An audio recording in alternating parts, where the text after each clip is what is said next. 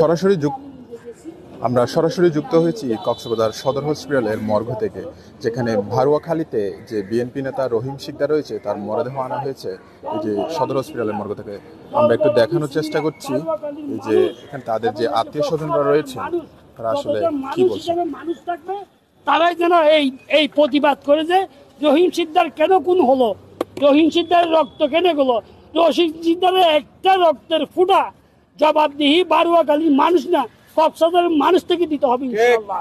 এই রহিম সিকদার বারুয়াখালীর প্রত্যেকটা জনগণের কাছে যে যখন ছাড়া দিছে আওয়ামী লীগ বিএনপি জামাত কাউকে কোনোদিন পৃথকভাবে দেখে নাই।